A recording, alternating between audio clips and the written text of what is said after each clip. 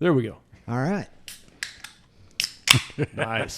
That's how we always begin any good episode of the Van Cave podcast. And if we don't, something blows up or doesn't copy.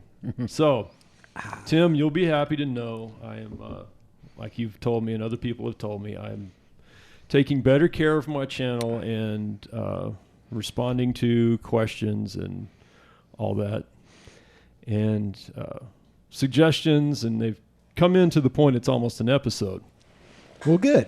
But 3 times in, I think, the last 4 months, they said, when are you going to have Burr Williams? Yeah. So there's Bert Williams.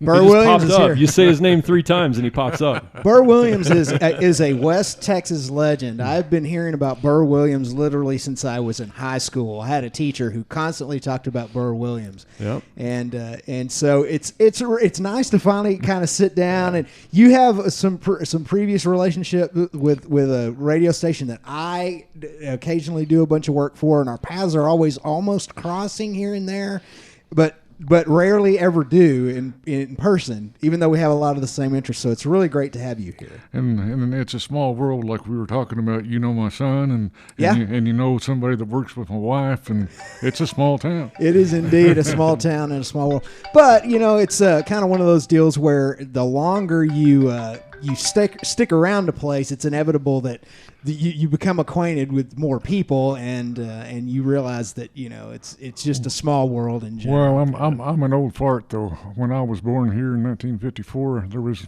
less than 10,000 people here. Right. And where we're sitting right now was the edge of town.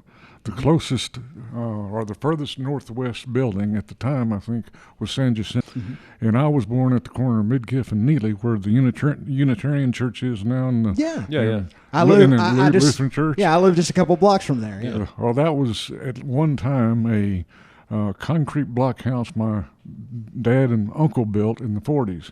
And we had 5 acres out there, and my brother, back in the mid-60s, built a astronomical observatory along that street as well, and later built another one out northeast of town. But it's been so amazing to watch this town grow over time, but also the explosion that we've had in the last 5 years. Yeah. And that's the part that has sort of made me go, well, I'm retiring elsewhere. Yeah, I struggle with it as well. The thing that's keeping me here is, my dad's here and he has health problems. My wife's mom is here; she has health problems. But other than that, the only thing tying me to this area at this point is I have a lot of friends that I really love that I don't really want to leave. But you're right; the explosion in population and all of the problems that it has brought has really been a challenge for me to accept as a longtime West Texan. And it's a unique thing. You can go to Houston, hang out in the medical district all the time. Unfortunately, it's a dense, busy place, but it's still nothing like getting from one place to another like Midland, Texas. Right. So it's unbelievable. But big problem is I'm a nature boy, and a lot of the places where I used to go to as a kid and as a young man out on local ranches don't exist anymore.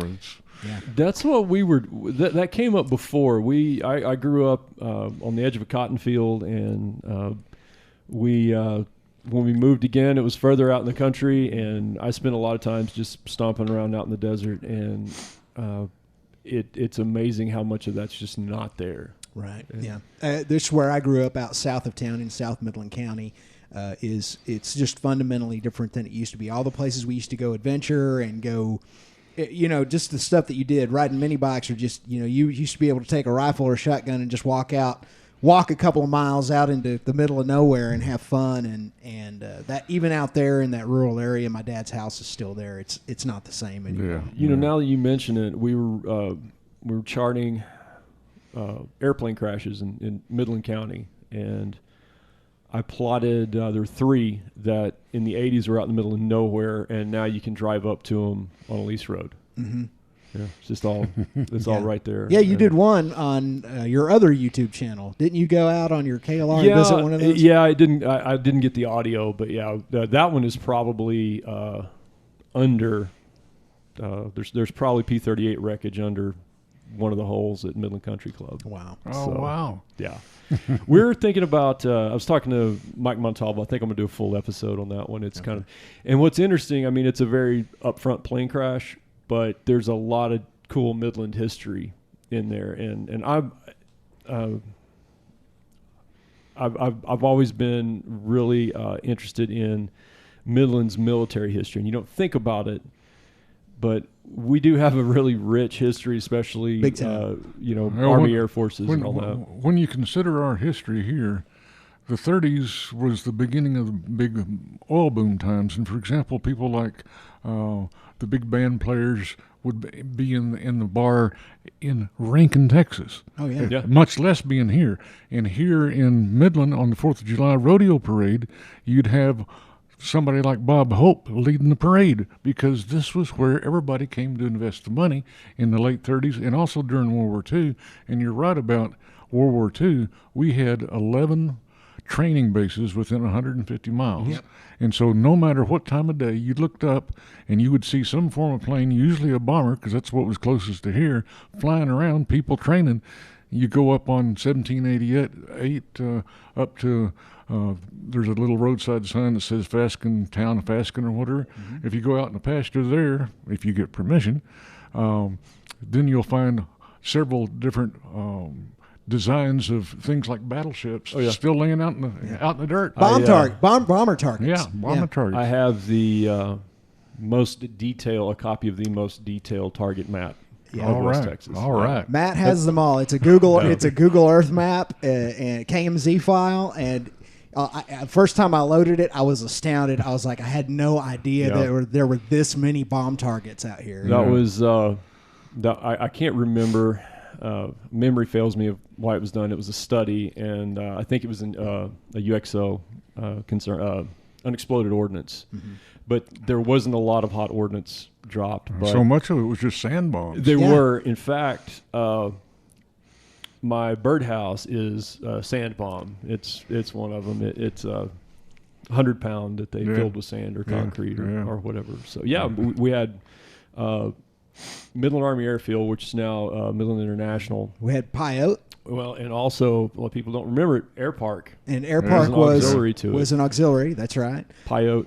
Big Spring. Carlsbad. Pyote was once the largest town between El Paso and Fort Worth. That's correct. Yeah. Yeah, it's amazing. Another cool fact, one of the projects I'm working on that I'm going to talk about is all of the nuclear missiles in this part of the country. A lot of people don't know that. And there were ICBMs and air defense. And there is a very obvious gap in the public maps that were available at the time. So if you go looking up the topos, there are a lot of topo missions pre-Cold War that didn't get updated until post-Cold War. Yeah. So we just did one for Camp Bowie.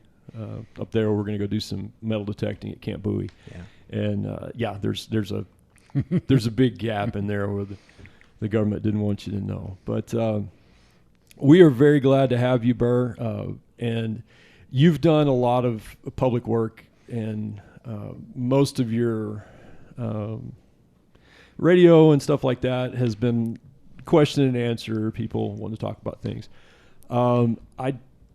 That's all well and good. I just kind of want to know, how do I get to be Burr Williams when I grow up?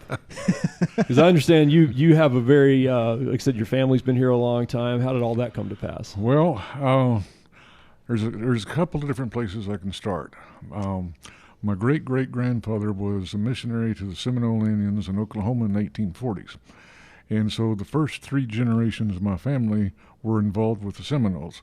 In fact, if you go to the Seminole Indian Museum in Milwaukee, there's a photograph and a bunch of belongings of my great-grandfather, who was the first postal master.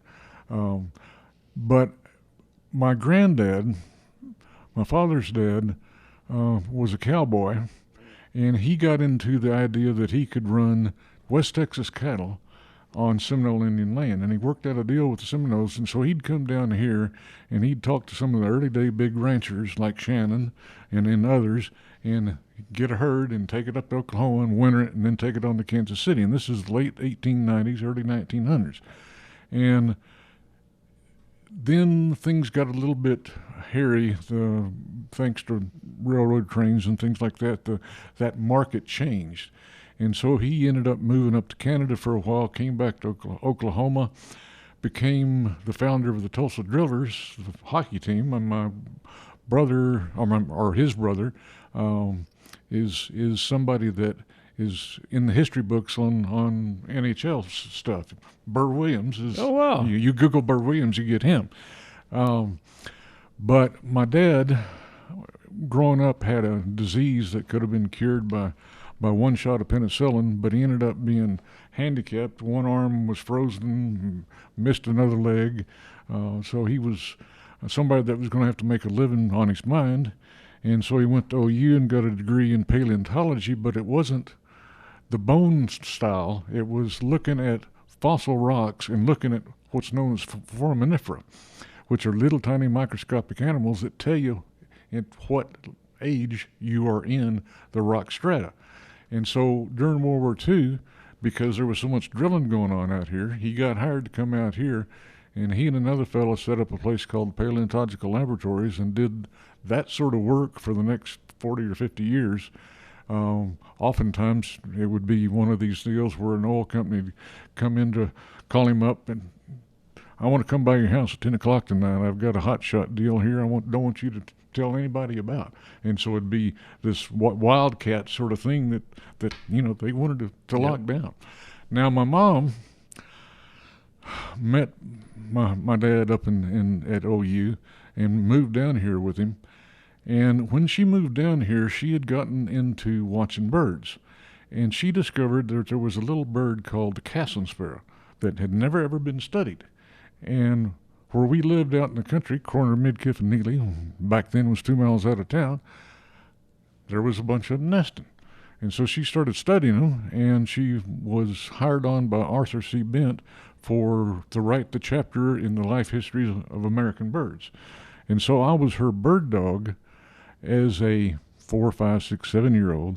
We'd go out on the local ranches where we had permission to go to, and she would take me out there and she'd say, run over to the yucca, run over to the Caniza, and so by the time I could read or write, I knew the names of a whole bunch of plants in English, in Latin, and in Spanish. Wow. And also knew some of the habits of the birds and that sort of thing. And so my family pretty much was in the field, either doing geology or ornithology, almost every weekend. And by the time I was 8 or 9, my eyesight started getting a little puny, and I couldn't see the bird she was talking about, so to distract her, I'd look down on the ground and say, what's that flower? And so I got into flowers, and when I was 10, I wrote the first county checklist of Midland, Texas wild plants ever produced. How many did you have on the list? At that time, 170. Now there's 670. Yeah. Wow.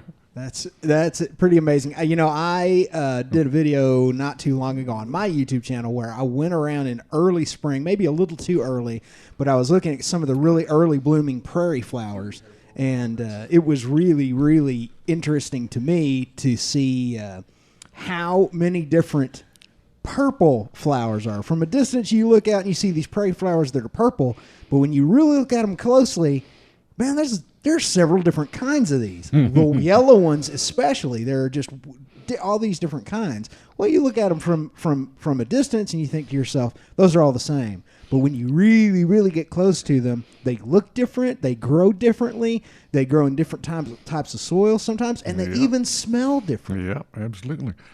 The most species I found in bloom in one day in Midland County is something like 160. Wow. So that was roughly May 1st when that happened. So that's sort of the peak of the bloom.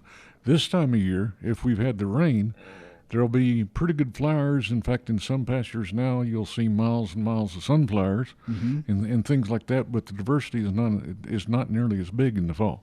Right. That's interesting you say that. The year before last, a mutual friend of Matt and I, a guy named Cliff, he and I took a motorcycle ride down near McCamey to look at some dinosaur tracks down there. Oh, yeah. And it was in late October, and there were all this blooming going on down there. And I was like, this is like spring in the fall. Yep. All these beautiful, fresh blooms that were happening. And Cliff was like, well, I'm ready to go get some lunch. I'm kind of hungry. I didn't eat breakfast. I was like, man, just give me a few more minutes, because I didn't know this was happening down here. This in and of itself is interesting to me. Absolutely. Those dinosaur tracks are pretty neat. Too bad they had to put them in a cage. Yeah, and they exactly. I did a video on that too. It's a shame that they had to do that, but I could get real angry real quick on why someone would want to destroy something that's so interesting and so historically significant. Something that's literally, you're looking at something that's part of the geological record. You should look at something like that, and it should help you to find your place in the universe, but instead some people want to destroy it, and it makes zero sense to me. I'll never get that. The cave paintings in Utah and some things like that I can't imagine. Makes no sense to me. It doesn't. But so of course you can have the attitude of, oh, dadgummit, the Spanish explorers who put all their signatures on El Morro, that was nothing but graffiti too. Yeah. Interesting point. There really is. This conversation has, we somehow see ourselves as better than or totally different from every human that's ever walked the earth before, and we're not. I mean, we're the same creature doing the same things, and who knows? Maybe my goofy podcast will be in the National Archives at some point. Somebody will care, But when you look back on it like that, yeah, vandalism. I mean, look at Catholic buildings made out of old, pagan structures that were taken down and things like that. So. Yeah. Think about National Archives. Remember the Works administration during the 1930s? They had one outfit where they hired all the writers and photographers and painters to produce information about wherever they lived. And so there's also did a whole bunch of oral histories. And so if you go to the Library of Congress, you can pull down something like, I want to say 250,000 pages of material about West Texas that was recorded back in the 30s. Yeah, it's pretty amazing. I've used the Library of Congress website just to look at cartography of West Texas going back to the land grants. And they have, the Library of Congress, just about anything you want to find information-wise as far as a map goes in particular, because that's what I've had the most experience with. They've got it. Railroads, maps just dedicated to railroads over time. Cities that are long gone. You mentioned the town of Fasken. Fasken had a railroad depot. Cliff and I got into a little research project just on Fasken, seeing if there would be any remnants of anything in the town and whether or not we could get permission to go see it. What you can see is part of the old roadbed of the railroad, and for a long time you could see it along Andrews Highway before you got to Gardendale. Right out there by the loop. Yeah. And then if you turn north, ever so often you would see a place where again you'd see a ridge. And here's a weird historical footnote. You get up to the entrance to the Sea Ranch, which is the Fasken Ranch. Right at the mouth of that, there used to be, on the railroad, a set of pins. The pins are long gone, but a plant that came in from hay brought to that location by that railroad still grows there. It's something called horse nettle. It looks like a purple nightshade on steroids. And if you drive along the road there, you'll see this patch that's 100 feet long and 50 feet across, and that's a historical artifact. Wow. That's amazing. And there's another set of historical artifacts that people don't realize as well.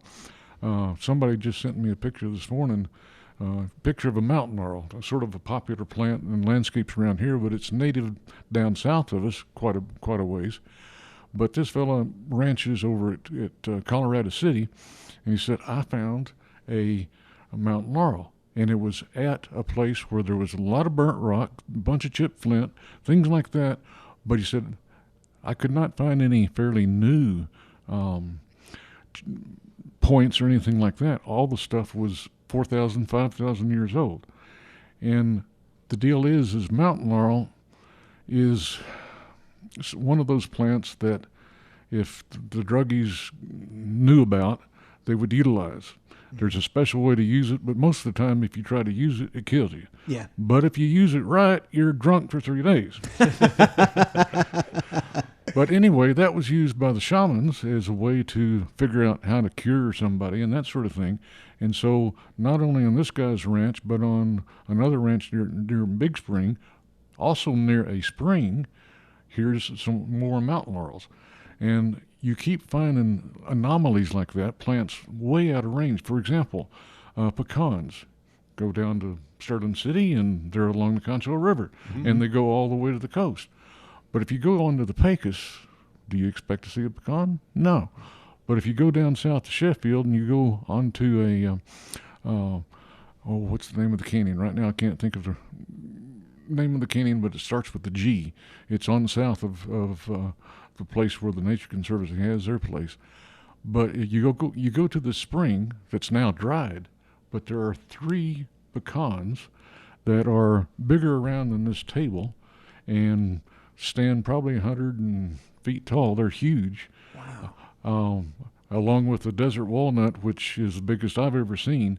But the deal about that pecan, that was on a trade route of the Humano Indians. And so the last Humanos around here were like the 1690s, 1700s. So that tree that was probably brought by the Humanos as a trade item down to Presidio, they accidentally dropped one or something like that. Maybe they planted it on purpose. So there's a 400-year-old tree sitting there. That's an historical artifact. That's astounding to me, and so now this opens up a whole bunch of brainstorming as you're telling me this, because there's a place that I really like to ride my motorcycle to, and I try to do it at least once every couple of years. Just east-northeast of Fort Lancaster, up on Old Government Road, which I'm sure you've been to. There are a bunch of different plants up there that you don't see them. Once you get off of the old trail, where the old trail was, there are a bunch of plants that you don't really see anymore. I shouldn't say that. It's a bunch of plants that you don't see anywhere else in the area, but along the Old Government Road area, there are all these plants that seem unique.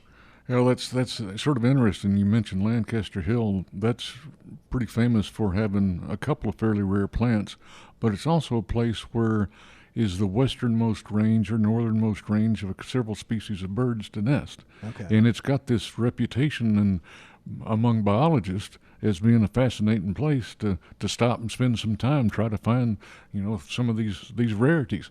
And then you start realizing we live in a place where everything's dry to our west, everything's a lot more humid to our east, and this is a place where it meets. Some years the wet winds, some years the dry wind, but if you go further south, that's sort of like the mixing pot. And so that little area on both sides of the Pecos, starting about Rankin on south and going east or west 50, 70 miles, is one of the most diverse regions of Texas, and also you can start seeing, well, it could be that this plant, as it was moving up north from Mexico during the warming period, it reached this, and one strain of it got smaller leaves and gray leaves, and now lives on the west side, while this one got bigger leaves and bigger seeds, and that became a species on the east side. And so it's almost like the tip of the Llano is a place that creates speciation over long periods of time. Wow. That makes sense. Yeah. These are all things I never, ever considered. But there's an old trestle bridge just east of Sheffield where you can stand and look at this real wide, very diverse biostructure, if you will. I mean, and you see things that I see turtles out there that I don't see anywhere else in this area. I see cottonmouths out there a lot, and in this part of Texas, you don't see a whole lot of cottonmouths.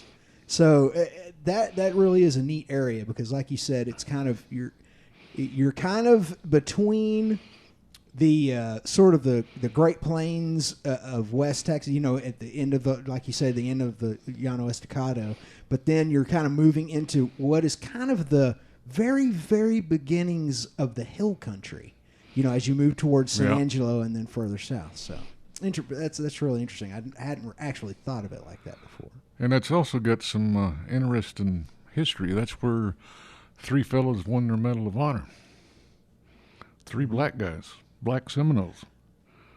Isaac Factor and Pompey, I forget his name, but 3 of them, and they saved Captain Bullis from getting killed by a bunch of Comanches and who was with them. I think some Kickapoos from Mexico, but Bullis got cut off, and so these 3 scouts turned around and rode into fire and pulled him off the ground and got him out of there and won Medals of Honor. We have 4 Medals of Honor from West Texas. All of them are black Seminoles. That I have heard. It seems like a long, long time ago I heard that story. Where did that happen?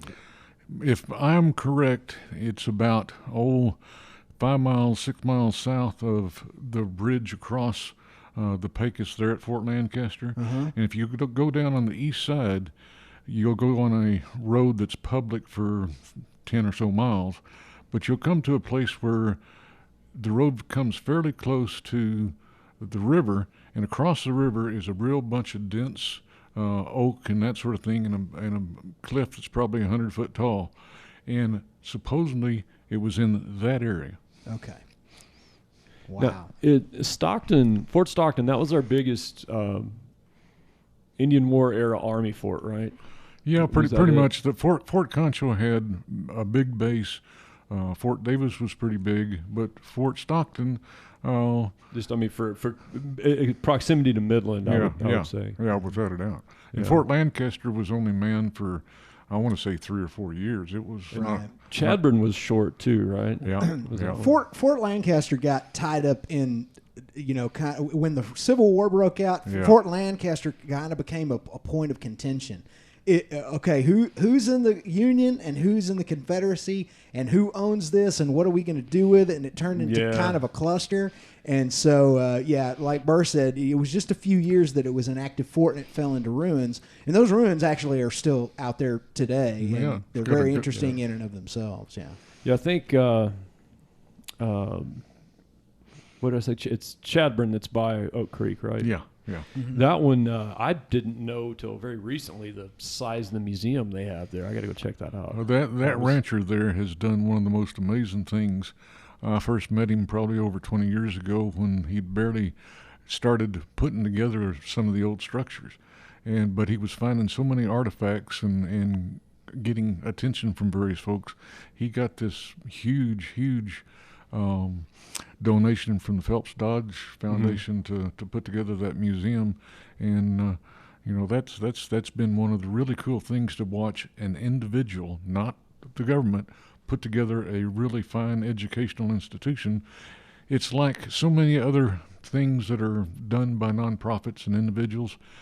You pray like crazy that somehow somebody will continue them. Mm-hmm.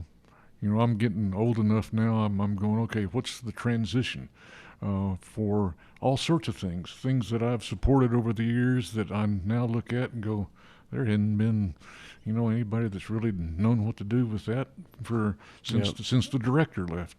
It's sort of an interesting thing. Like, for example, the Chihuahua Desert Research Institute down in South Fort Davis. It started by a fellow by the name of Denny Miller. And after a while, a board pushed him out and hired on Kathy Hoyt. Both of them real smart, knew their stuff, everything else. But then Kathy got pushed out, and what'd they do? But they hired people from Oregon that didn't know anything about that location. Mm-hmm. And it's sort of sad to see how that has changed. Yeah, it's something that, yeah, sure, they still got the Arboretum, and they're doing a pretty good job on that and all of that. But some of their other aspects that made them what I thought was pretty cool have sort of faded by the wayside, and that's sad. It's so interesting to find, and people like you and a lady I don't want to mention her name until I ask her. She I contacted her about one of the airplanes we found in the Guadalupe Mountains, and her family owned a cafe for decades in that area.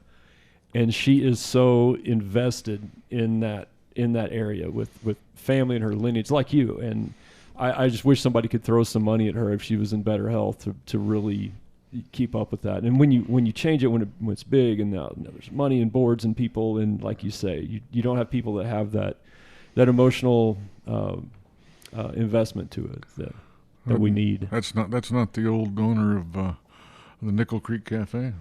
No, it's Salt Flat. Oh, Salt Flat. Salt Okay, Flat. yeah. The Salt Flat Cafe. Salt Flat was. Whoops. Whoa. Salt Flat began as an Easy. intermediate airfield. Ah, It was. yeah. It was. Originally, it's okay. So it starts as a beacon to bring airplanes south of the mountain range. So it's literally a trail of beacons for them to follow. And then it became an intermediate airfield. So if you have a problem, you got to stop for the night. You can pull over. It's not like a functioning full-service airfield with fuel and everything, but it was a manned radio station. And the cafe popped up somewhere in there. There was a lot of ranching. It was before Del City was the thing, really, quite so much. And her family was in tight with all the ranchers and everything. And it was a functioning cafe up till... I want to say the 80s sometime. It was open as late as 2012 or 2013. Oh, really? Yeah. And I think different family members ran it up that time. And then she fell on some bad health, but she keeps a Facebook page of the Salt Flat Cafe, and you're seeing a lot more history and things like that pop up. And I got to talking to her about some of the things we had seen and she had heard about. I had this out of my view with the microphone. This is the trick, boys. I'm going to tell you right now. Here, the trick to not spilling your beer during the podcast is you set it right at the end of off your glass. to the side, yeah. And then that way you can get all animated and excited and throw your arms around, and you won't hit your beer. You ever seen those salt flats full of water? No, I have some imagery of them full of water, but I don't have. I'll tell you what amazed me about all that. Not just the flat down there. I take that back, Burr. I have seen it running up to the road. But it was dried till it was just kind of a strip in the middle. But I have been up on the dunes. We were looking for. Yeah. We found an airplane up in the dunes there. Oh, okay. And it was phenomenal how, compared to the dunes we have here, how little they had moved. And the road that we could tell was as current as the 50s, you could still see, and it hadn't been traveled. You could still see the two ruts, and it wasn't completely, sucked in and wind blown like anything else. That's one of the interesting things about living in arid country, is when you get up in a plane and you look down, you'll see some tire tracks down there. And it depends on where you are. I used to doodle bug out of Green River, Utah. We'd fly to work in helicopters, go up and book cliffs. But when we'd leave Green River, we'd take out over the desert, and you'd look down and you'd see ruts down there. And then when you'd come back to town and talk to the old timers, they'd say, yep, that's from the uranium exploration of the 1950s. Yep. So 30 years later, the tracks are still there. And that happens so often in this arid country, especially if you happen to be out there after a good rainy spell. Yep. It was amazing to me. We charted quite a few places out there, and we did an episode on it. It's the one that my wife was in. And if a road had any kind of use within the last 20, maybe 30 years, it was there. But then others, the desert just completely swallowed it up. And they that was a place that it was a gypsum. That sand up there's a gypsum. Yeah. And there were signs. Not only did we see the signs, it's on web pages. People that have been there before, and all the locals will tell you, if it gets the least bit wet, get off the road. Don't even try. And we made it about 100 yards. we were leaving because of the rain, and it started getting wetter and wetter, and we got about 100 yards to pavement when it really kicked in, and it was like ice. So I could see how the least little bit of push would just erase a road. It was phenomenal. Right. But speaking of boards and organizations and stuff. Now, you're one of the founders of the Sibley Center, is that right? Well, and let's see, what was it, 1980, I guess it was. My folks bought some property south of town, and I was young and single then, and I moved out there with them, and I had been working at Wolf Nursery, and I was selling plants that would come back because they were not appropriate for the area. And I had grown up at a house where my folks had landscaped it with native plants. So I'd go, okay, I'm going to start growing native plants. And that's where Gone Native came from. That's where Gone Native came from. I used to pass by Gone Native on the school bus every day when I was in 7th grade. Yeah. Cool. And the deal is the city had hired me to build the first nature trail at Hogan Park that same year. And so to pull some PR, I decided to take a bunch of the plants that I had propagated out to the park and sell them, and it was just going to be, okay, come out and walk this trail and all of that, which got enough attention for the folks at Midland College, their continuing education sort of thing, where, you know, you do things for free. And they said, why don't you teach a course about West Texas wildlife? And I did that. And I took my class to that trail I'd built, and I'm walking down, and I went, dadgum, it'd sure be nice to find a sugar daddy. A guy in the class raised his hand. He says, I run the Pot Sibley Foundation. You want $50,000? Nice.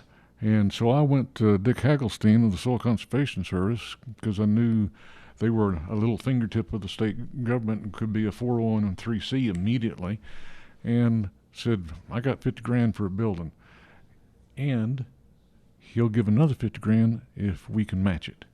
And so the local ranchers matched it. And so after about 3 years, we got the money up big enough to build Sibley in 1986. And Dick served as the director out there until, I want to say 2003 or thereabouts, when he finally got pretty ancient and creaky and finally had to give it up.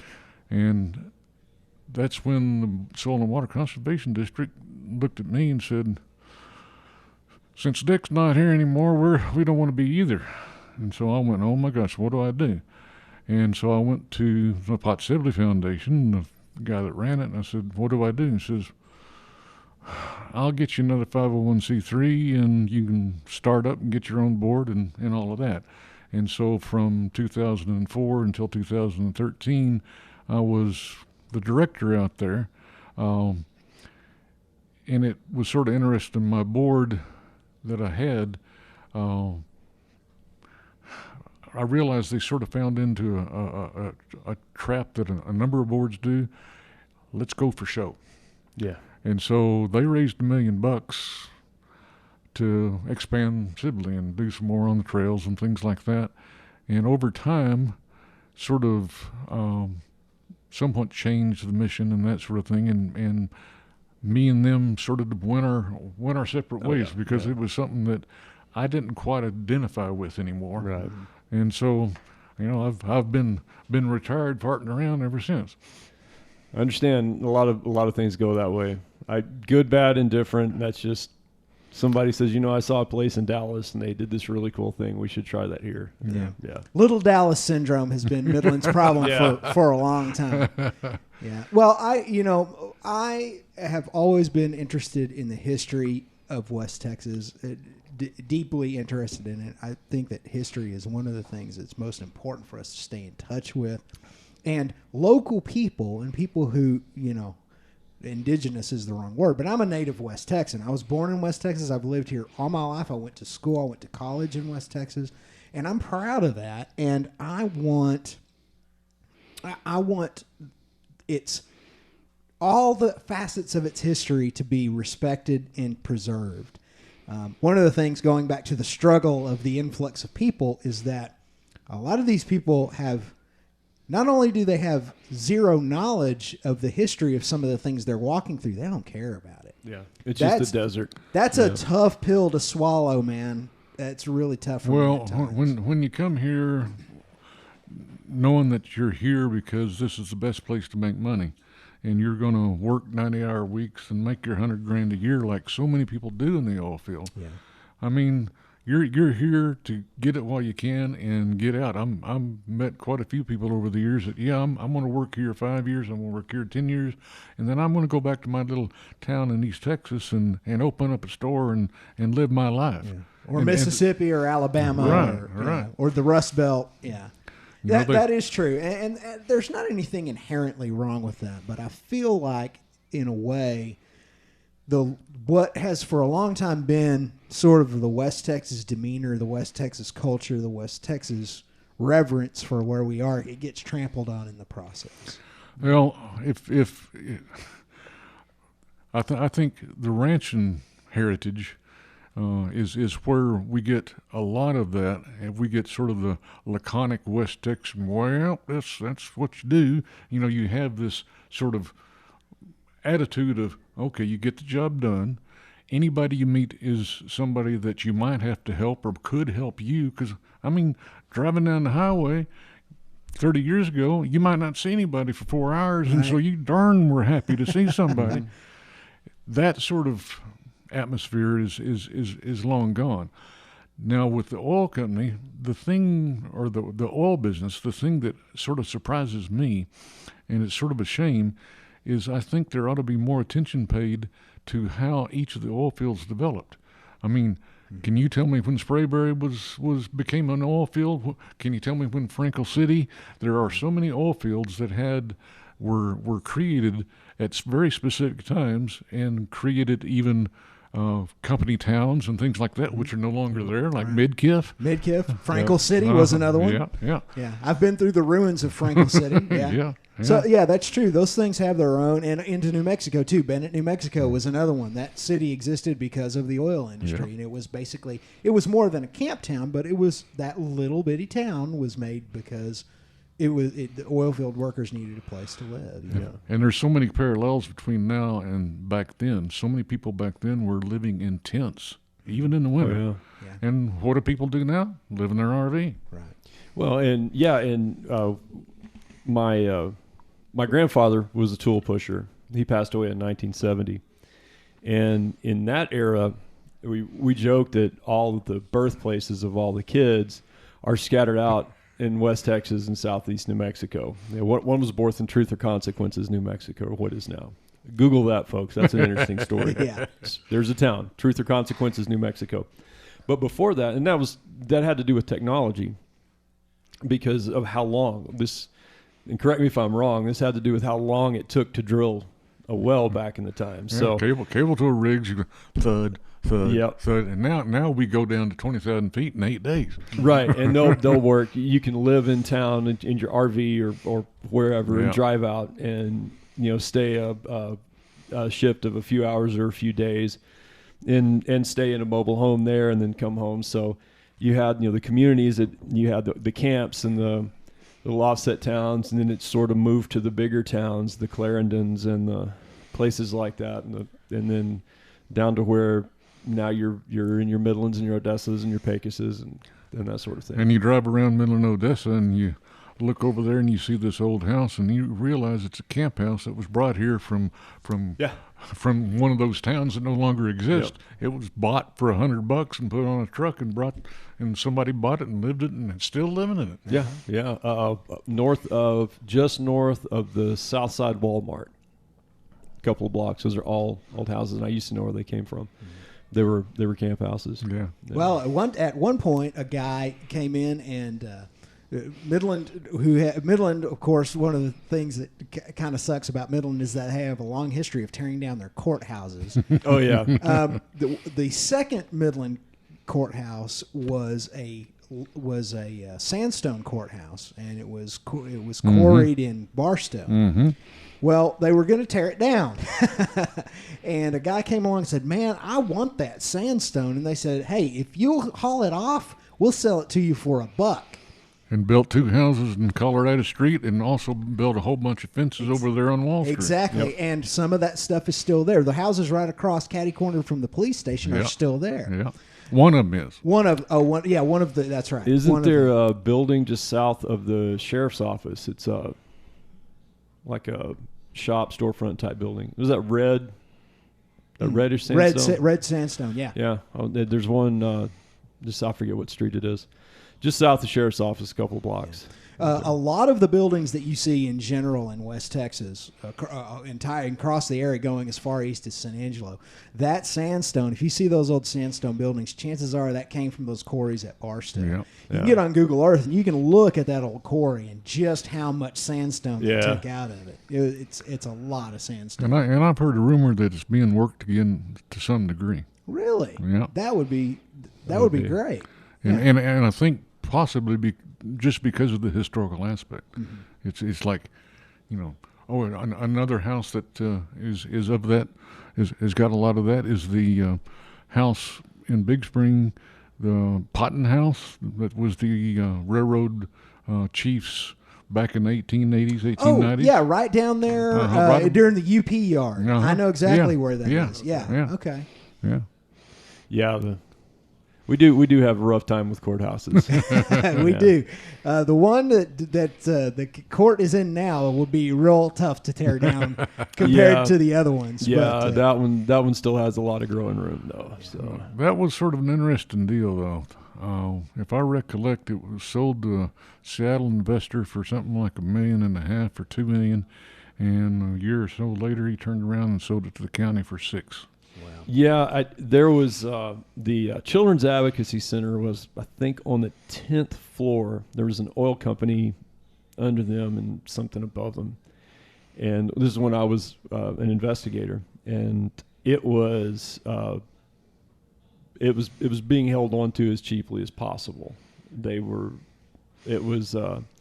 You had a hard time getting the heat turned on and things like that. I mean, there were days that we were up there working in coats, during the cold snaps. And, that was a strange deal. The old courthouse, I worked in that 5th floor jail. And, of course, back then, if you were a deputy, you had to bailiff and do all that stuff in there.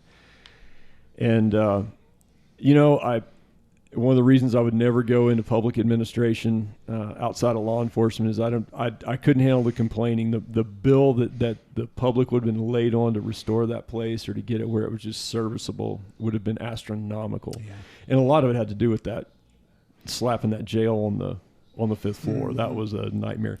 And I can tell you, all the little earthquakes we had, you can feel them on that thing. That was just quite literally laid on top of that courthouse. Bit of an afterthought. Yeah. Were you there when the bats were?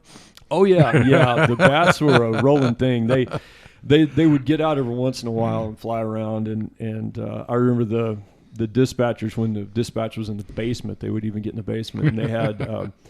It had a door, and then it had a public window. That was the only public window for the sheriff's office, so the public could come in. And they had a cardboard cutout there to put over to keep the bats out of the thing. But they were in there, and Bill Martin serviced the elevator there, and he could tell you some stories. But you could smell the guano when you got on the elevator. Yeah. So a couple of years ago, Matt and I took a motorcycle ride with a couple of other friends out to a couple of old ghost towns north of Robert Lee and Silver and Sanko. Oh yeah, and, we found some maternal colonies, bat colonies out there, and that guano smell, it was stronger. I mean, I've smelled bat guano in a lot of different places exploring around New Mexico and West Texas. That was the strongest bat guano smell I've ever smelled in my life. One of the problems also in that old courthouse on the 5th floor was the plumbing, and they remodeled the courtrooms down there, and so the inmates would get mad, and they would plug the toilets and rain turd water on the courts, or bang and make noise during trials and stuff like that. And it was a mess. But there were just giant mutant cockroaches in there. I had never seen anything like it. And the inmates would walk them on leashes, and they had them running, made mazes and guard stuff roaches for them, and raced them and all that. It was that place was that was crazy. Speaking of Silver and Sanko, though, that's a real cool area. Silver's yet another one of those towns that used to be that isn't anymore. Mm-hmm. And Sanko, to some degree, is. There's 3 or 4 people still live there. But Sanko is named after Sanico, who was one of the chieftains that went to Fort Chadbourne, and is real famous. If you read a bunch of West Texas Army history, he comes up and he has this old nag that looks sway-backed and looks like he can't run worth a hoot, and he finds out that the commander has got this racehorse that has never lost and all that. And so they sit down and they just lay out all sorts of money and furs and everything else, a big old trade where it's going to be this big, huge deal. And that little Indian nag not only beat, but the last half mile, the Indian turned around and rode it backwards. Oh, wow. There's some neat stories like that. That's one of the sources of stories that I always appreciated, is you go that every Army officer had to write a daily report. Mm-hmm. And some of them would get into some pretty good detail, but also just reporting on some sort of occurrence, it'd be something that we normally wouldn't think of or anything like that. And so you get these little stories with twists like that, or that are a lot of fun. And to me, that's what storytelling is all about. You find things that are a little bit off, a little bit weird, a little bit funny, just to capture the imagination a little bit, and so you feel more connected with the history if you're learning history that way instead of in 1492. Exactly. Okay, it's sea story time, boys. I'll tell you exactly how this happens, man. I got to put my old Coast Guard cover over here, or my PFD, and put it on before I tell these stories. They had a unit, I forget what it's called, responsible for safety and all that. And they had to put out a bulletin every so often. And they had different levels. So like the cops, we wouldn't get the stories from the guys on the buoy tenders, right? Because, we didn't have any impact wrenches, and they didn't get gun safety stuff, But there was a bulletin that everybody got that was basically stupid stuff people did when they were off duty. Getting drunk or surfing or fishing, just stupid stuff. Like, hey, look, if you guys are going to go out to the island and fish, don't do this. And it was dry as a bone to read. And this is one of those jobs that typically falls to the newest officer in a unit. It's just kind of his turn in the barrel. Guess what? You get to write these bulletins. And it landed on some kid that knew how to write, and they wrote it like the Darwin Awards. You guys remember when the books, they first started as emails, and it was a website, and then it was a book, and then books. And it got to the point where we were coming to work on that day ready to read those bulletins just to see what people did. So somewhere, some guys are going to be talking about that in the future. And I wish I had gotten a hold of those. I don't have any of them now or even access to them, but that's how that sort of thing happened. There were some really good ones. Yeah. So I got to tell another quick Sibley or nature trail story. We loved that nature trail, and we were taking out there as kids in grade school all the time, and very beautifully done trail. Damn, you're making me feel old. Yeah. We can do that here. It's this podcast did not start out to be historical, but we're all kind of fossils.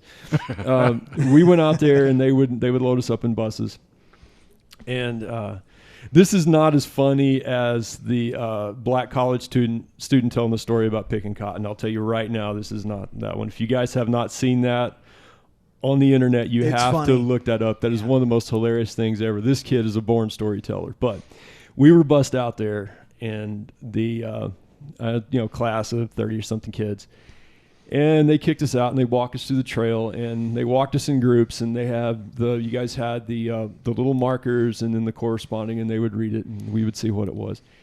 And that is where I learned what the girdler beetle was about. Yeah. Because my cousins and I had run across those while we were hunting, and we happened to notice it, and then I saw one and my cousin saw one, and we couldn't, because if you guys haven't seen that, another thing to Google, it looks like somebody just takes a pocket knife and cuts a groove around a half-inch or thumb-sized branch of mesquite, and it's very odd, and we couldn't figure out why somebody was walking through there. Being kids, we can figure out why a bug would do that, so now we're wondering, are we being tracked? Is this like, is this a government thing? Anyway, and somebody showed that, and I thought, well, cool, and now I'm smarter than my cousins because I know this.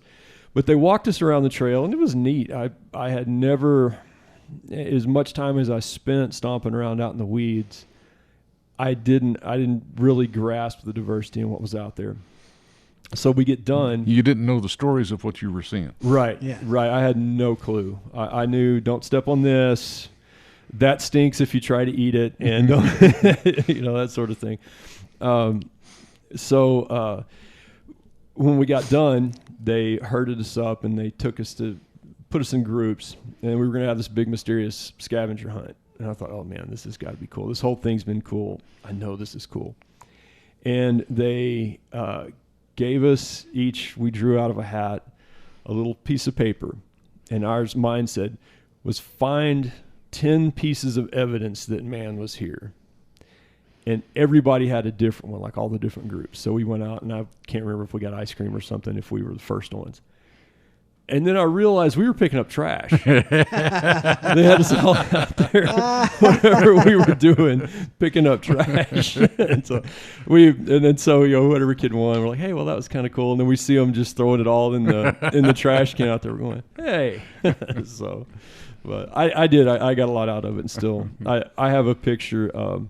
I have a lot of family in Louisiana, and in a particularly beautiful part of Louisiana. And I brought my little kid cousins out here and just kind of threw them out in the desert and took a picture, and they're all hot and crying, standing out in the weeds in the desert, and I got a picture of all of them. So that was pretty cool.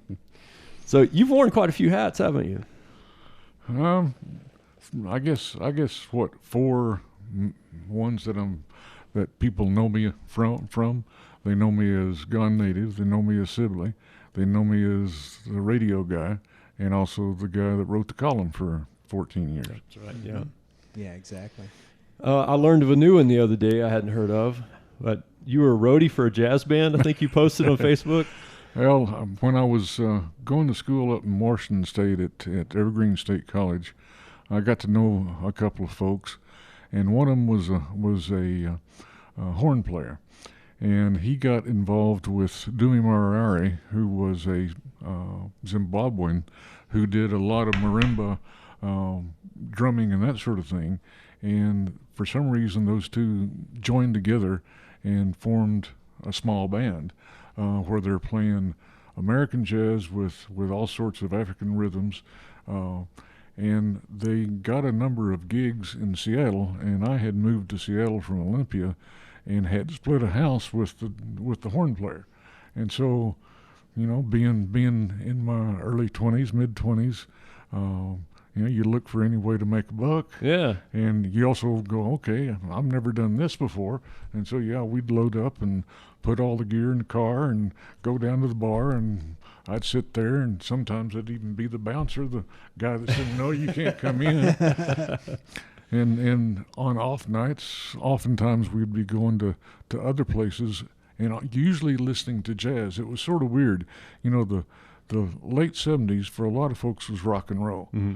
But I sort of left rock and roll about the time of Lockins and Messina, and I got into jazz. And because of this African drummer, I got into world music.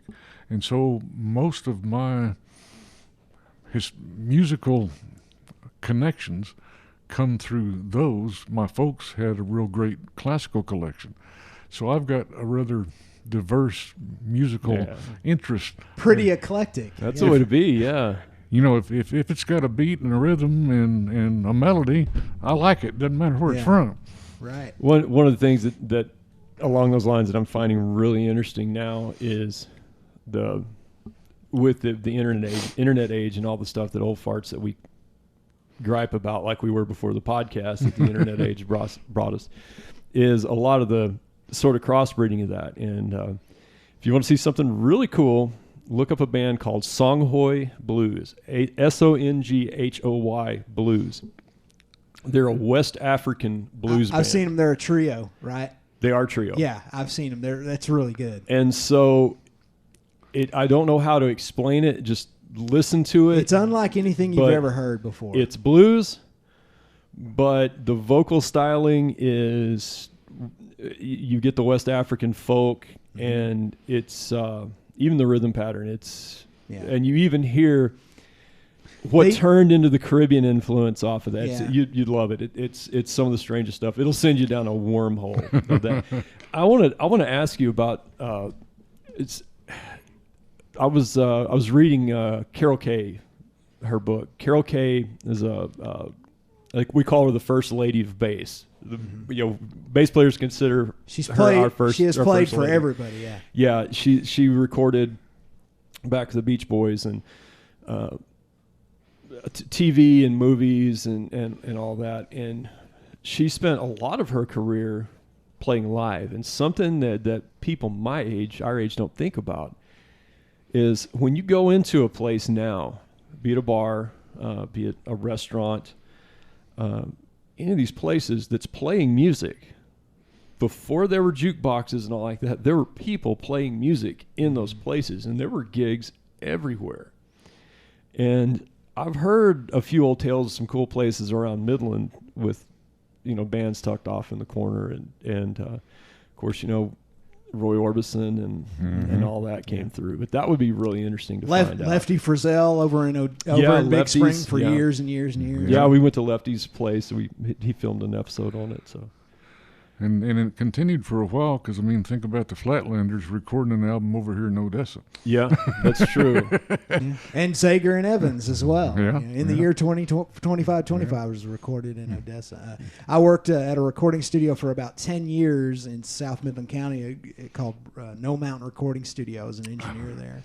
And we had an Ampex 3-track tube tape machine.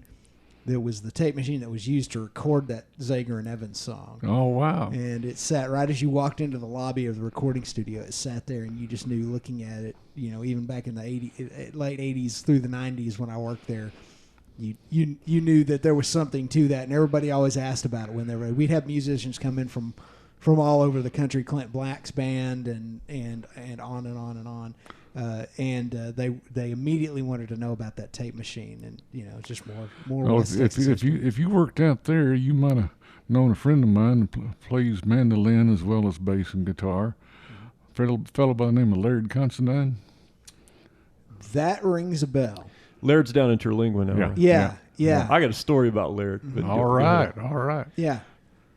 Spill it. Okay. I was in.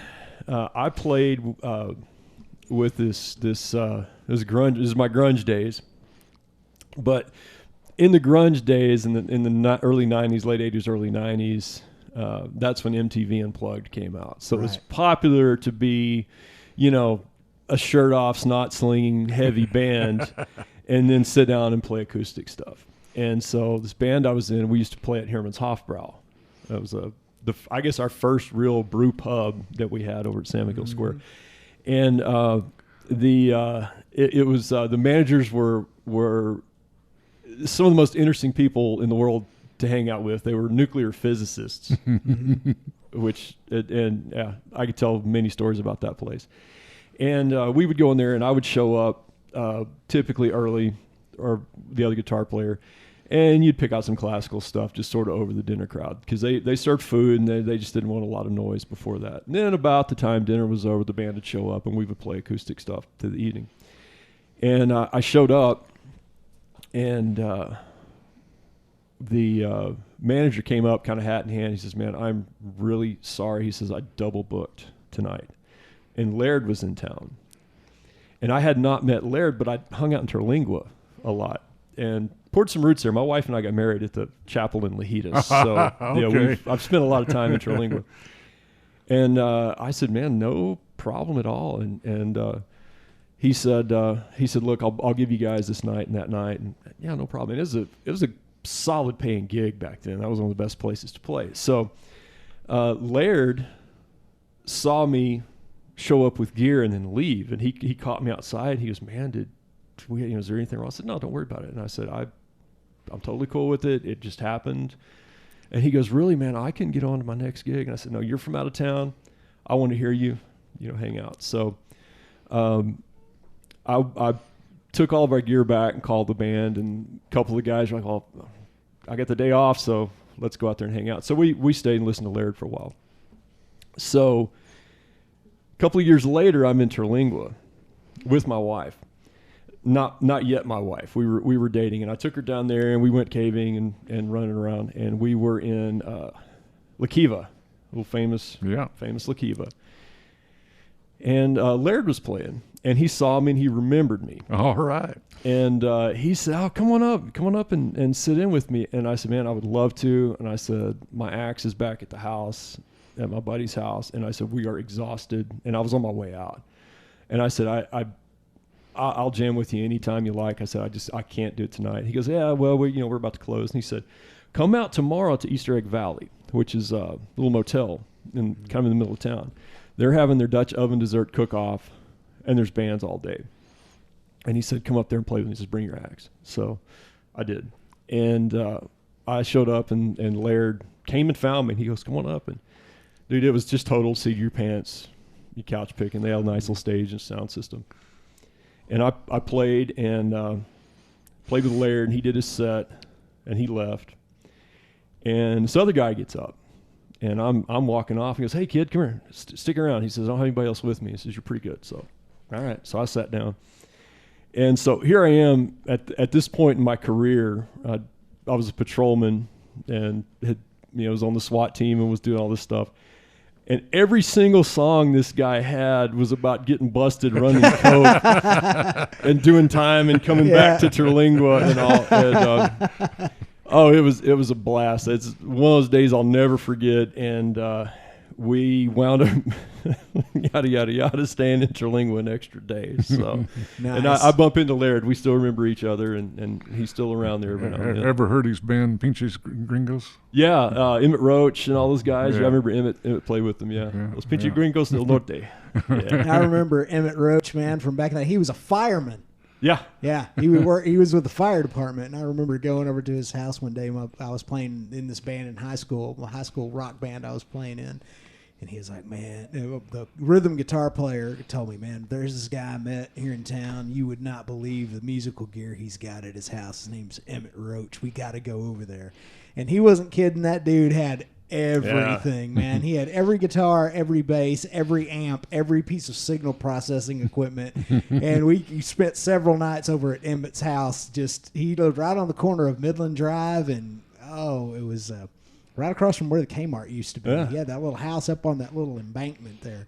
And boy, we spent a lot of time, several nights over at his house, just hanging out, playing instruments. More small world stuff. Yeah, you never know what you're going to run into. The music scene down there's still not bad. There's a Judge Peeler's son. I can't remember his first name. My wife and I were about to go to Terlingua, and a common friend said his son is doing a master's thesis, I think, on some kind of music, and he's playing sax down there in some band. Oh wow! And so we went, and we went to Starlight, and they were playing. It was phenomenal. So that was pretty good. We got to do it. We got to tour through there. Yeah. Again. Yeah, we need to. I have not toured through there since I was with Corey Yeager's band, and that is a fantastic place to play. That's just the best audiences you'll find. And Midland was a music spot for a long time, like your days and what you're talking about, and it's just kind of Yeah, it fell away. But it goes back to what Burr was talking about. People aren't interested in music. They aren't interested in the local culture or the local pop culture. They're out here to make money and go back to their RV and get some sleep and go out and make some more money. And so the arts are suffer. Anytime you're in an oil boom, the arts suffer. Mm-hmm. When you're in a depression, depression is a strong word, but when oil tanks and people are looking for things to do, they slow down and they start to rediscover art a little bit more. I'm going to disagree with you a little bit. Mm-hmm. I like what Lisa Grissom has done with the Blues Fest. I totally agree. I've worked very close with her on a whole bunch of those. And also that little group of lawyers that started bringing in live music. Right now I can't remember the name they came up with, but they put on quite a few shows around town. They brought in who's the guy from Austin that I'm having senior moments like crazy right now. You fit right in. Yeah, exactly. Yeah. No, I totally agree with that. I mean, but there is some stuff. There going is some on. stuff going on, and thank goodness for that. But as a scene, there's not a scene like there used to be. No, Yeah. there's not locals playing as much. Right. Yeah. There's not a local scene like there was sort of a heyday. I think it all ended around 10 years ago. There were times if you were in the mood for this, you could go here. If you were a new band, you would cut your teeth here and you would go play there. And if you were sort of undergroundy, you would play here. And if you were dance, you would play here. And it's just, and another thing is it became easier to bring festivals, and so people started gravitating toward the bigger shows. I played festival shows for years and years and years with a couple of different national acts, with one national act in particular, and supporting a bunch of others. And people, that's one of the reasons I think Blues Fest has done so well, is because it has a festival atmosphere, and people really gravitate toward the festivals. People kind of have moved away from just going to the neighborhood bar and hearing somebody play. Yeah, I guess Freddie's was the last jazz place. Yeah. Fred Washington's place, the retired marshal. He bought the old Bojangles building. Yeah. And there was some serious jazz coming through there. But that's something that comes and goes, I guess. Well, we went from birding to flora and fauna to West Texas military history to music. Yeah. So I want to go back a little bit. We kind of quit whenever we want. We're about a minute 11 in, but so I was thinking about I've listened to your show most Fridays. The Q&A you did on KWell, and I'll watch your Facebook page. Two things I want to talk about there. So I'm guessing your top 3 questions that we don't really have to get into. Squirrels, foxes, and raptors. Yep. Right. Now let me tell you where that goes to my end, because I follow Nextdoor. Right. And I got into social media kind of from the law enforcement standpoint, and investigating and watching patterns and flow and stuff like that. And you get a fox come into town, or you get into a raptor, and they start leaving animals in weird places, carcasses. And then we start hearing that there's a serial killer that's forming somewhere because they found half of a kitten on top of their shrub. It's a satanic animal mutilation cult. Right. Yeah. Is that your top 3, you think, questions you get? On the animal side, there's a number on the plant side as well, that things like trumpet vine and things like that you can't kill, and there's a whole list of stuff. Usually questions about turtles. Oh, yeah. Because turtles, everybody knows somebody with a dozen turtles in the backyard. Right. They're the most popular pet. Yeah. Just about. We used to keep them when I was a kid. Yeah, That's a blast. Yeah. If I didn't have this dog, I'd probably have a bunch of turtles. Yeah. It's interesting how that Q&A sort of thing has changed over the years, thanks to the internet. The questions have evolved a little bit. Usually the first thing they want to know is the species name, and then they're going to go ahead and take the time to Google. Mm-hmm. And then if they do call back with something about it, they're going to say, well, that reference said that bird or that animal doesn't behave that way, but here it is behaving that way here. And so my favorite sort of question that I got was these behavioral questions. Why is that bird doing that? It didn't used to. Like, for example, there's a bird called the curve-bill thrasher that has moved into town, and it's about the size of a mockingbird, has a big old curved bill. But in the last 10 years, it decided we humans are okay. But before that, you would never see one in town. And so those sort of questions that made me think about what were the adaptations that, and behavioral adaptations, meaning that bird is thinking. Right. Or that group of birds are going, okay, we're trying this, and that seems to work, and that information gets passed along. And another sort of sidelight of that is you realize that all of these birds and animals, but also even the plants, there is this, what I call the feral landscape, or feral feral urban forest. It's all the things that are happening because the birds and animals and bugs and all that are doing what they always do, but they're adapting to the conditions that we provide them. And it's been pretty amazing to see how many changes have occurred. Think of the grackles. Oh, yeah. We didn't have grackles 20 years ago, and now we got them all over the place. Our migratory white-winged dove step over the water hose when you drag it across. We have so many Eurasian collared doves. Yeah, the Eurasian collared doves now too. Yeah, you're saw scaled right. quail in town.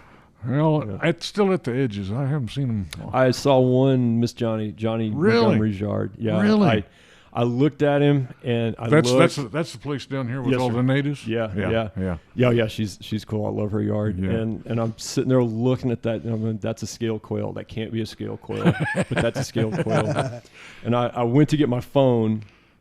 And when I rolled down the window, he ran behind a bush. And I went to Miss Johnny's house, and I knocked on the door, and I said, look, I'm going to go get my camera, and I'm going to be stomping around your yard. So I'm not any more of a pervert than usual. But I never got a picture of him. But while it was fresh on my brain, in fact, I looked it up right there on my phone, and it was. Now, I have not seen him since. Yeah. But we've had John Capadonna and I were talking about the Blue Jays. Yeah.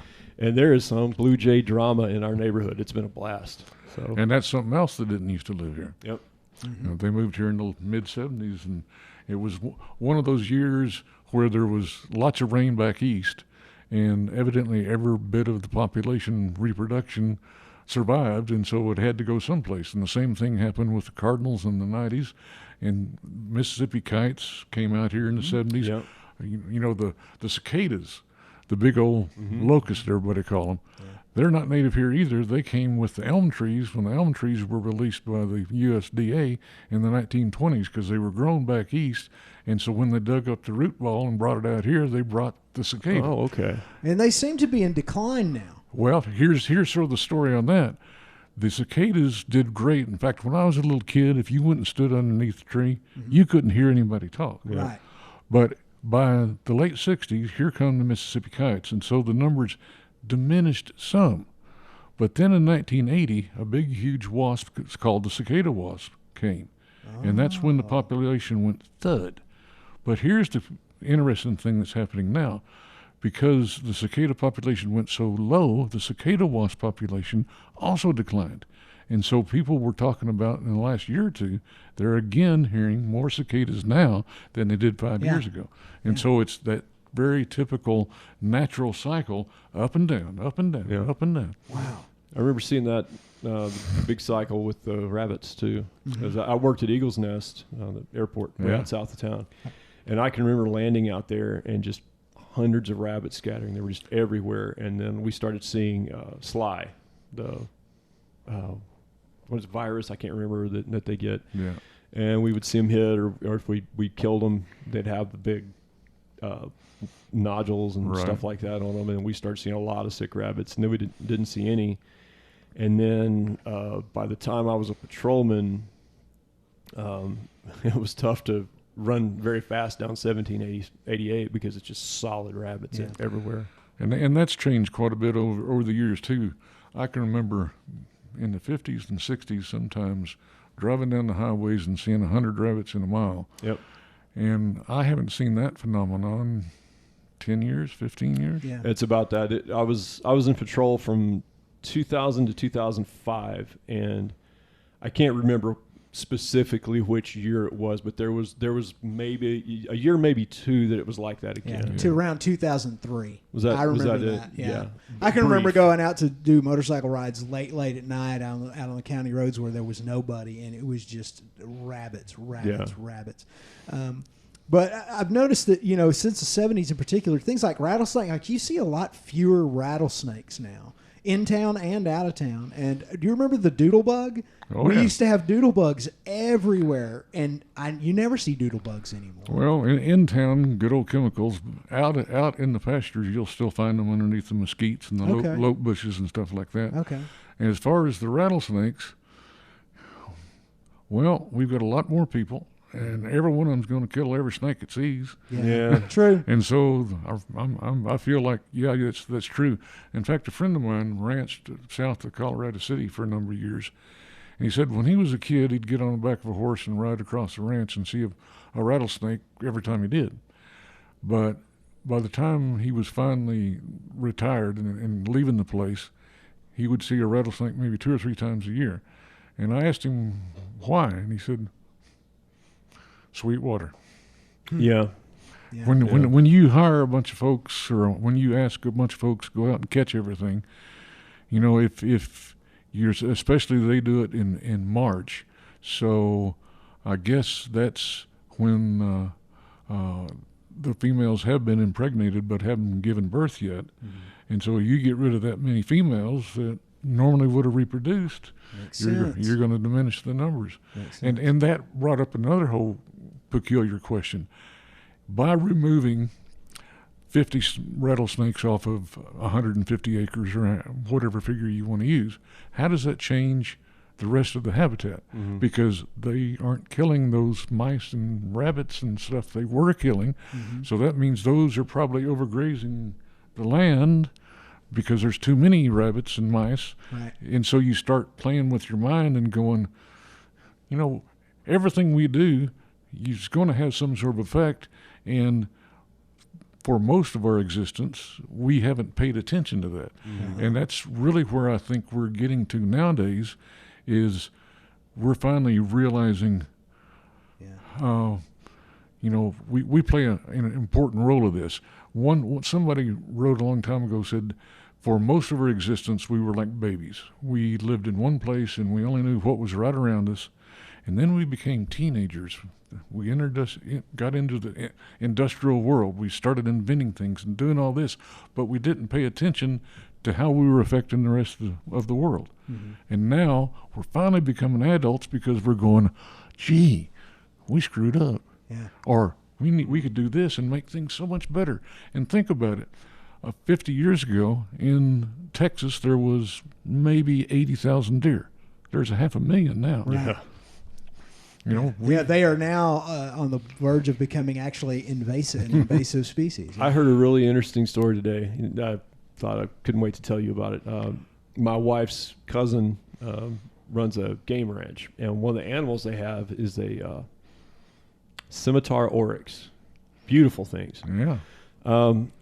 I guess the only reason you would shoot one is to eat it, because we were going through the pasture in his little ATV, and I expected, to see 300 yards away and have to get out the glass. And he goes, "Oh, there they are." And you turn around, they're following like cows. Beautiful things. And I met a guy, ran into a guy today, an old friend. He hunts African game legally. He's not a poacher or anything. And between poaching and military conflict and a lot of other problems, they are became extinct in their native Africa. land. Yeah. So they took the Texas population and slowly reacclimated them back to Africa. Mm-hmm. So I thought that was kind of a neat story. Yeah, that is a neat story. And I think that's happened with a number of species. Has it? Yeah.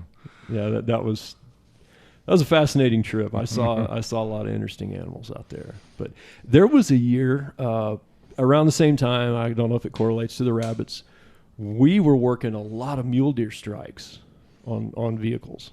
And I mean, these were big deer. Mm-hmm. And I kind of did the math in my head. All 4 sides of the county on the outside, all the outskirts, we were seeing people hit some huge deer. And at the same time, the Parks and Wildlife was working a lot of poaching. And I don't know what the mule deer population is here now, but if it ever came back. One of the things that was sort of interesting with the increase of deer back in 2011, when it was so dry, a lot of the deer decided that the country club north of town was a great place to graze. And so Ford Brown was telling me that sometimes he'd see 20 or 30 deer out there. And then the folks that lived sort of southwest in that new development put up, what's the guy's name, Woodard? It has a pretty little lake in it and all that. Well, lots of the folks that first moved out there when that was first being built loved to walk up and down the roads in the evening. And they started running into mountain lions.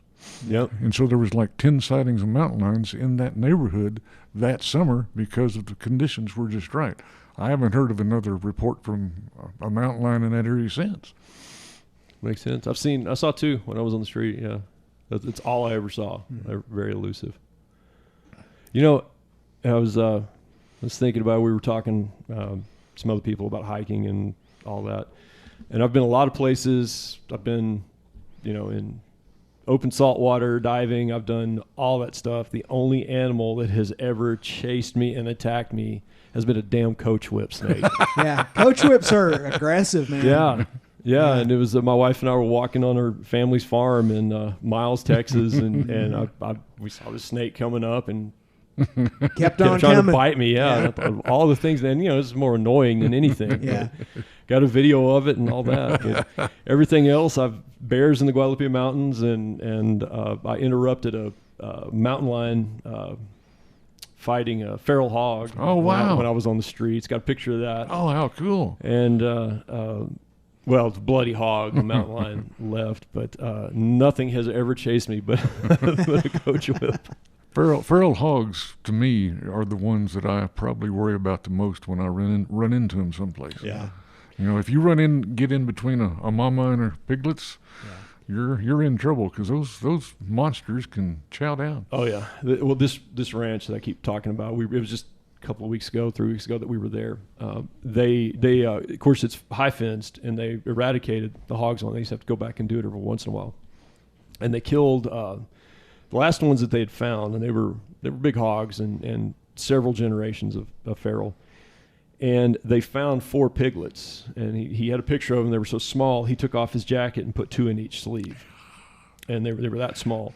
And he gave 2 to his neighboring rancher that was hunting with him, and they kept 2. And they didn't have hogs, and they had some space, and they raised them.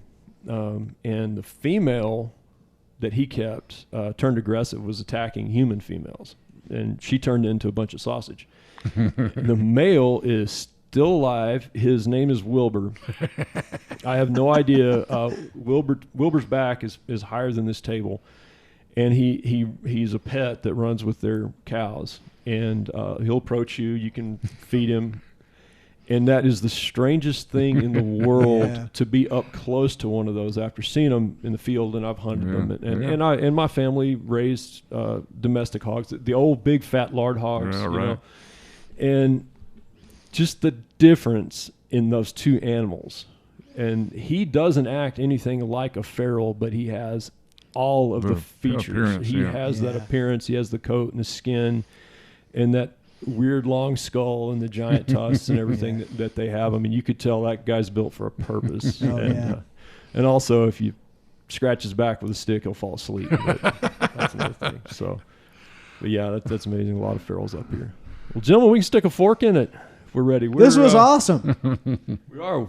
We're about an hour and a half in. That's pretty good. Burr, thank you so much for joining us. You bet. Hopefully we can do it again. And I love to BS, so anytime. We do too. That's we turned it into a YouTube channel. That's how this whole project got started. Is conversations and running into folks like you, and we're like, man, if we could just record this, and years and years, before my whole deal with illness and having lost friends and family from it, somebody said, I wish I would have just sat down and recorded that. I'd love to hear my grandfather talk and things like that. So that's what we're doing. So we definitely love to have you back. So, and everybody works for beer, so that's right. It works out. You got good beer? We do. We got a brewer on staff, so we have a brewer and critic, and it works out pretty well. So. Fantastic, gents. Right. Cheers. Thank you. Cheers. Mine's empty, but cheers, boys.